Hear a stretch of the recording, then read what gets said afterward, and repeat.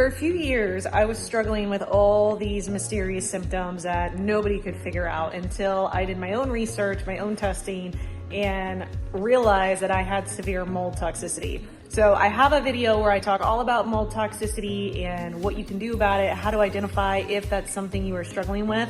But in this video, I am going to show you the test results of when I was having all the mysterious symptoms and what it did to my hormones, my adrenal system, and then about a year later, how different my test results look after I started a mold detox and how my body started to heal. So check out the lab results. And if you have any questions about this, you can check out my other video in the description and the link to order your own mold testing to see if that's something you're struggling with as well. Okay, so first thing I'll show you is this was my initial mold mycotoxin report. So when I was having all that, like low cortisol, low hormones, all the symptoms that I described, I then took this test, which is the test that is in the description if you want to take it and see if you have it.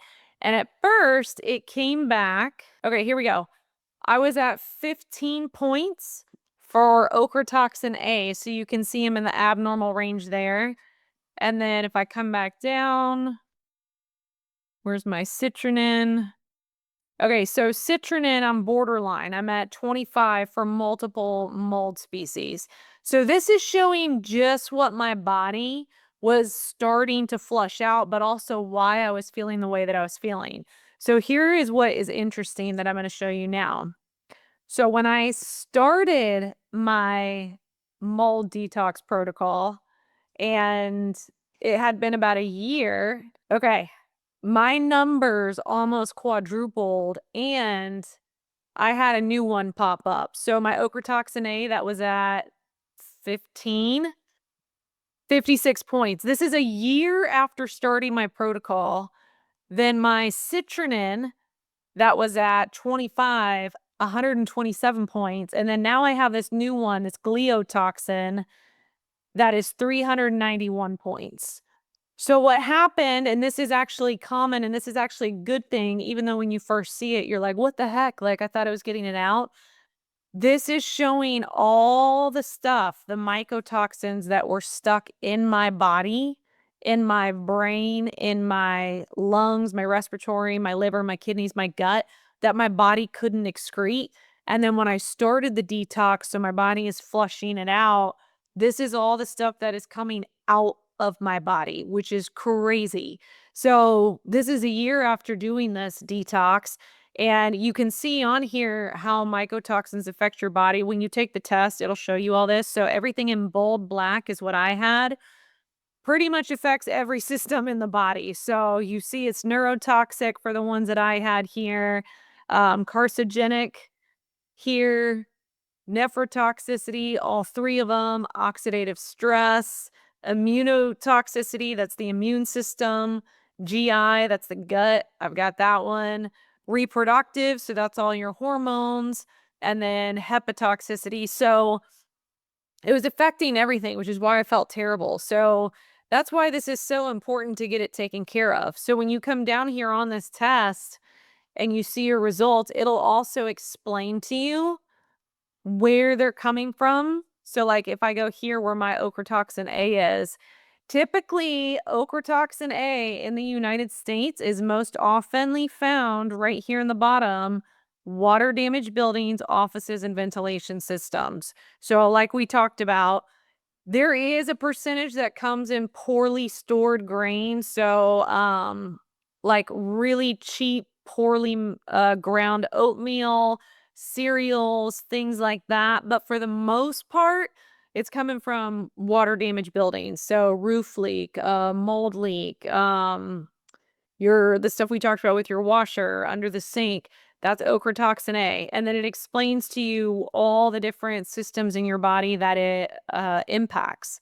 So then same thing, I did not have this one, but so if we go down to the other one, citrinin. So this is the one that like I was at 25 and now I'm at 127. Same thing. Mostly found, it can be found in certain food supplements and other things too, like grains, cereals, all those things. But for the most part, right here, damp building materials. So wood, insulation, and drywall. Again, mold, water damage building. You're looking at the same thing. And then it tells you right here, like it induces inflammation. It's been linked to infertility, reduced sperm count, rates of miscarriage. It's carcinogenic. It's immunotoxic, like all the things that it affects.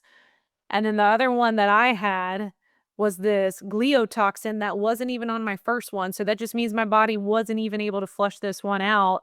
Same thing, it's been found in flooring and wallpaper in right here, water damage buildings. And then it goes on to explain to you everything like that it can do with destruction of the immune system, neurotoxic, all those things. So that's what the test results look like. But like I said, this is a year after starting my detox protocol. But the interesting thing about this is even though this all came back so much higher, one, it's a positive thing because it means everything I'm doing is pulling all of that out of my system. But then the other part that I want to show you too is after starting the protocol, look at my hormones now. Okay. So if you remember this, my testosterone was at a 9. This is a year later. It's now at a 30. My estrogen and progesterone are back right in the normal range. If you remember, my cortisol was also at point 0.4, so barely hitting this baseline. It's moved up to point 0.7. Vitamin D is good. My thyroid is all good. Insulin, my inflammation is low. You can see, though, everything is back in the green. This is so much better. So what that means is even though those numbers are much higher on the second mycotoxin report, now my kidneys, my hormones, my adrenal, my liver, my gut have all been offloaded, and those systems can go back to being healthy, functioning, and feeling better because they're not working overtime trying to get this out.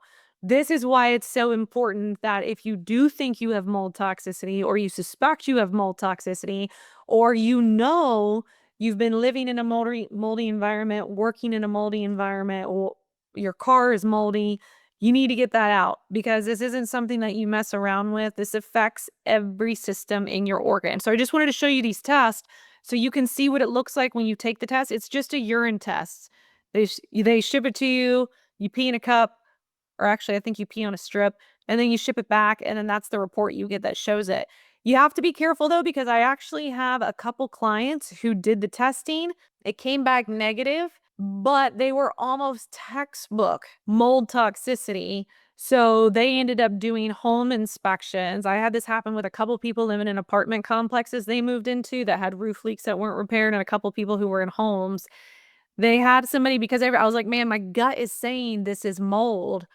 And then they finally got a mold inspector to come, and they had like crazy amounts of mold all throughout the house. They just couldn't see it, which all that means is the reason it came up negative is because the body was having that hard of a time excreting any of it. And then once we started on a protocol, detox program for them, then it started showing up. They started feeling better and the body started healing. So I just wanted to show you this. That way you kind of have an idea, but also to show you how it takes time. That was a year of me doing it, but I am so much like night and day better. Like I don't have hardly any symptoms. The only time I get symptoms is if I walk into a moldy environment and my immune system like reacts. But other than that, I mean, I don't have the energy crashes. I don't have that sleep stuff anymore. I'm not like hypersensitive to things. So it's super important to heal your body and get it out, but also just to show you like your body will go back to being better once you give it what it needs to stop having to work so hard to heal this.